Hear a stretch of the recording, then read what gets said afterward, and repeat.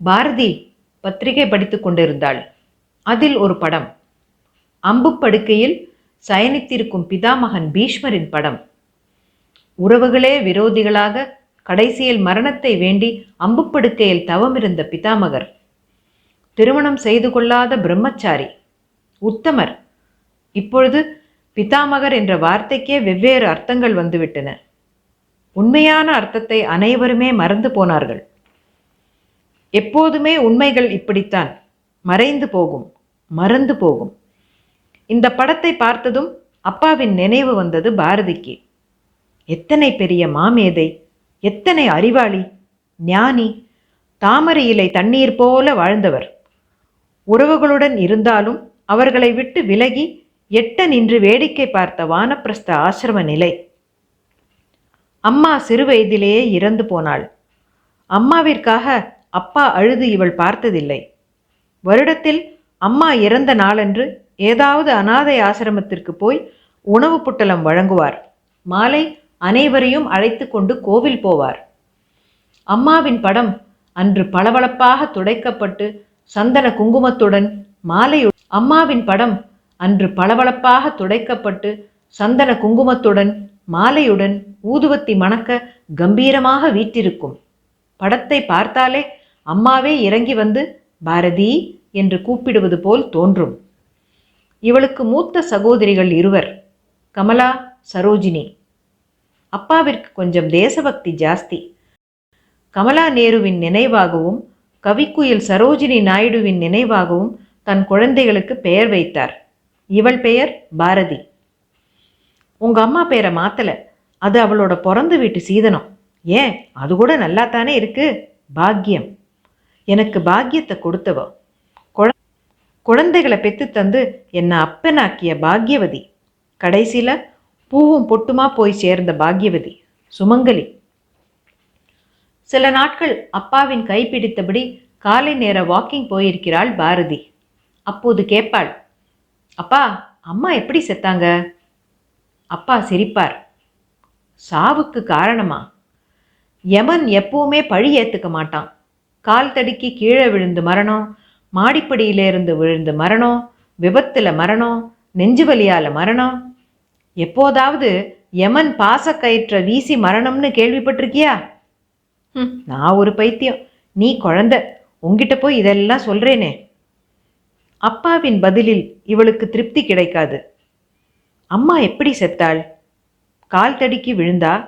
மாடிப்படியிலிருந்து விழுந்தா? நெஞ்சு வலியா? பதிலே இல்லை. அக்காக்கள் இருவருக்கும் அப்பா திருமணம் செய்து கொடுத்து விட்டார். இவள் கடைக்குட்டி.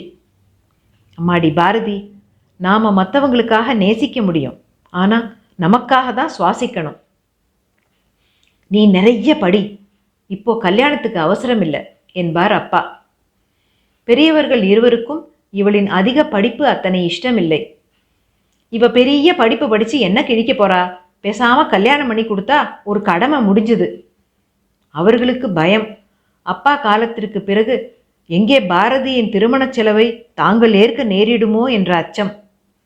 ஒரு நாள் அப்பா இவர்களை அழைத்து சொன்னார், பேங்க்கில் என் பேரில் இருக்கிற டெபாசிட்டுகளை எல்லாம் 3 பாகமாக பிரித்து உங்கள் 3 பேருக்கும் கொடுத்துடலான்னு இருக்கேன். அப்புறம் நான் உங்கள் கேர் ஆஃபில் தான். ஒவ்வொருத்தர் வீட்லேயும் 1 மாதம்னு எனக்கு சோறு போடுங்க, என்ன பட்னி போட்டுறாதீங்க. பெரிய அக்கா மகிழ்ச்சியுடன் கூறினாள், அப்பா, நீங்கள் பணம் தரலேனா கூட நாங்கள் சோறு போட மாட்டோமா என்ன? அதானே, பாரதி பேரில் எதுக்கு தனியாக பணம்? அதையும் எங்ககிட்ட கொடுத்துருங்க. பாரதிக்கு கல்யாணம் கார்த்திகை எல்லாம் நாங்களே பண்ணி வச்சுக்கிறோம், அப்புறம் பாக்கியை பார்த்துக்கலாம். அப்பா பேசவில்லை. ஆனால் இவளிடம் அன்று இரவு ரொம்ப நேரம் பேசிக்கொண்டிருந்தார். பீஷ்மருக்கு இச்சா மிருத்யு வரம் உண்டு. அதாவது அவராக சாக நினைச்சாதான் சாக முடியும், யாராலும் அவரை கொல்ல முடியாது. அதனால தான் உத்தராயணத்துக்கு காத்திருந்து பாண்டவர்கள் குருட்சேத்திர போர்க்களத்தில் ஜெயிச்ச செய்தியை கேட்டதுக்கு அப்புறமா தானே விருப்பப்பட்டு மரணமடைஞ்சார். எனக்கும் அப்படி இச்சா மிருத்யு வரம் இருந்திருந்தா உங்கள் அம்மாவோடையே நான் செத்து போயிருப்பேன். பாரதி அப்பாவின் கைகளை பிடித்து கொண்டாள். அதன் பின் சில வருடங்கள், என்னென்னவோ நிகழ்வுகள், இவள்வே எதிர்பாராத நிகழ்வுகள். இன்று ஃபோன் கூப்பிட்டது. பாரதி கனவு கலைந்து ரிசீவரை எடுத்தாள். ரவிக்குமார் தான் பேசினான். பாரதி, உங்க அப்பாவுக்கு ரொம்ப சீரியஸா படுத்த படுக்கையா இருக்காராம். 6 மாசமா இருக்காராம். உங்க அக்கா 2 பேரும் மாத்தி மாத்தி அந்த கிழவரை படுத்தி எடுக்கிறாங்களாம். மாசம் ஒருத்தர் வீட்டிலன்னு ஏற்பாடு. உடம்பு சரியில்லாத இந்த சமயத்துல கூட அப்பாவை பெரியவ சின்ன வீட்டுக்கு அனுப்புறதும், அவ அழுத்துக்கிறதும், மறுபடியும் அவரை திருப்பி அனுப்புறதும். பேசாம முதியோர் இல்லத்துல எங்கேயாவது சேர்த்துருக்கலாம். வரியா, நாம போய் உங்க அப்பாவை இங்க கூட்டிட்டு வந்துடலாம். பாரதி யோசித்தாள். அதே நேரம் சகோதரிகளுக்கிடையே ஒரு சின்ன வாக்குவாதம். ஏன், எனக்கு என்ன தலையெழுத்தா? கிழவனுக்கு பெட் பேன் வைக்கிறதும், துணி மாத்துறதும், கழுவி விடுறதும் நீயும் தான் பண்ண. நானும் பண்ணிட்டு தானே இருக்கேன். ஏன், அப்பா பணம் கொடுத்துருக்காரு இல்லையா, அதுல இருந்து ஒரு ஆயா போட்டுக்கிறதானே. நீ ஏன் அவஸ்தைப்படணும்? நான் பார்த்துக்கலையா? சொல்லுபடி. உனக்கு என்ன, உன் வீட்டுக்காரர் பிஸ்னஸ் பண்ணுறார், உன்னால் முடியும். நீ பார்த்துக்கிற லட்சணத்தை தான் அக்கம் பக்கம் இருக்கிறவங்க சொல்கிறாங்களே. வேலைக்காரங்கிட்ட விட்டுட்டு நீ பாட்டுக்கு ஷாப்பிங் போயிடுறியான். பாவம், அந்த கிழவர் பாத்ரூம் போக முடியாமல் அலறி கத்தி அவஸ்தைப்படுறாராம். வேலைக்கு கஞ்சியையும் சோத்தையும் ஏதோ நாய்க்கு போடுற மாதிரி உங்கள் வீட்டு வேலைக்காரங்க போடுறாங்களாம். கட்டில் படுத்தபடி கூரையை பார்த்துக்கிட்டு இருக்காராம். ஏன், நீ அப்படியே அன்பா அப்பாவை பார்த்துக்கிறதானே, உனக்கும் தானே சரிசமமான பங்கு கிடச்சிருக்கு.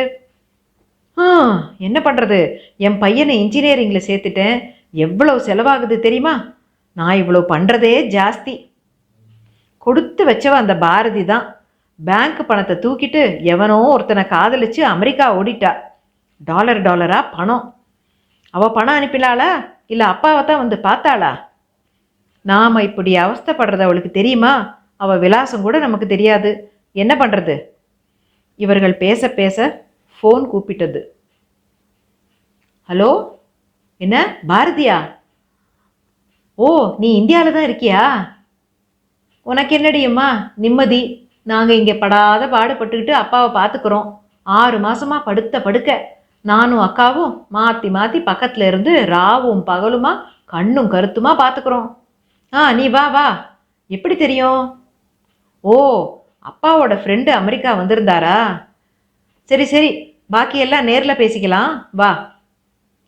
சகோதரிகள் இருவரும் ஒருவரை ஒருவர் பார்த்து கொண்டனர். பாரதி வரப்போகிறாள். டாலராக பணம் கொண்டு வருவாள். அப்பாவின் செலவுக்கு என்று சொல்லி அவளிடமிருந்து நிறைய பணத்தை பெற்றுவிட வேண்டும். அடுத்த நிமிடமே சகோதரிகள் இருவரும் சுறுசுறுப்பாக செயல்பட்டனர். அப்பாவின் அழுக்கு தலையணை, பெட்ஷீட்டுகளை அப்புறப்படுத்தினார்கள். புதிது போட்டார்கள். அறையை சுத்தம் செய்தார்கள்.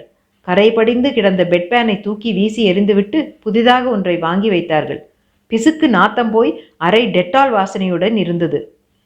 காற்று வராமல் புழுக்கமாக இருந்த அறையில் திடீரென்று சீலிங் ஃபேன் ஓட ஆரம்பித்தது. அப்பாவுக்கு 2 பெண்களும் மணக்க மணக்க ஸ்பாஞ்ச் பாத் கொடுத்தார்கள். முதுகில் வந்திருந்த பெட்சோருக்கு பவுடர் போட்டார்கள். பெரியவர் பிரமிப்புடன் பார்த்து கொண்டிருந்தார். திணறியபடி கேட்டார், இன்னைக்கு என்னம்மா விசேஷம்? ஓடி போன உங்களோட பொண்ணு பாரதி வராளாம். அவ இருந்ததில்ல, எதையும் தத்து பித்துன்னு பேசாதீங்க. போதும், நாங்கள் உங்களோட பட்ட பாடு. அவள் வந்தா ஏதாவது பணம் கொடுப்பா, அதை கெடுத்துடாதீங்க. பிள்ளைய பெற்றிருந்தா மருமகிட்ட கொண்டு போய் விட்டுருப்போம். பொண்ணா பெற்று போட்டுட்டீங்களே, என்ன பண்ணுறது? மருமக மட்டும் என்ன வாழ்ந்துதான், அவளும் பந்தாடத்தான் போறா. நமக்கே வியாதிக்கார அப்பாவை பார்த்துக்க எரிச்சல் வருதே, மருமகளுக்கு என்ன தலைச்சனினா கேடு கட்டைகளையெல்லாம் வச்சு தாங்கிறதுக்கு? பெரியவருக்கு கண்கள் நிறைந்தன. இருவரின் திடீர் பாசத்தின் காரணம் புரிந்தது. சுவற்றில் புது மாலையுடன் கம்பீரமாக இருந்த தன் மனைவி பாக்கியத்தை பார்த்தார். பாக்கியம், நீ பாக்கியசாலி. மறுநாள் வாசலில் கால் டாக்ஸி வந்து நிற்க அதிலிருந்து பாரதி அப்பா என்று கதறியபடி ஓடி வந்தாள். பாரதியுடன் ரவிக்குமாரும் தயங்கி தயங்கி உள்ளே வந்தான். புது மாப்பிள்ளை இப்பதான் வீடு தேடி வந்திருக்கார். மாப்பிள்ளைக்கு விருந்து வைக்கணும். என்ன பண்ணுறது, இப்போவோ அப்போவோன்னு இருக்கிற அப்பாவுக்கு வாய்க்கரிசி போடவாவது பாரதியை கூட்டிட்டு வந்தீங்களே, சந்தோஷம். பாரதி அப்பாவின் படுக்கை அருகே ஓடினாள். அப்பா அப்பா எப்படிப்பா இருக்கீங்க? இப்ப கேளு, இதுக்கு முன்னால வர தோணுச்சா உனக்கு? அவ எப்படிக்கா வருவா? அமெரிக்கா வாசம், காதல், பணம், பவுஷு, இங்கே வந்தால் செலவு தானே. அதான் கஷ்டப்படுறதுக்கு நாம் இருக்கோமே. 2 பேரும் கொஞ்சம் பேசாமல் இருக்கீங்களா? பெரியவர் திடீரென்று கத்தினார். பாரதி, உன்னை பார்த்துட்டேம்மா. இனிமே என்னோட குறையெல்லாம் தீந்து போச்சு. சாகிறதுக்கு முன்னால் உன்னை பார்க்கணுன்னு தான் உசுரை கையில் பிடிச்சிக்கிட்டு இருந்தேன். எப்படிம்மா இருக்க? நல்லா இருக்கியா? மாப்பிள்ள, என் மக பாரதியை கண்கலங்காமல் பார்த்துக்கங்க. கல்யாணம் பண்ணி கொடுத்துட்டு புத்தி சொல்ல வேண்டியனா சாக போகிற சமயத்தில் பேசுகிறேன்.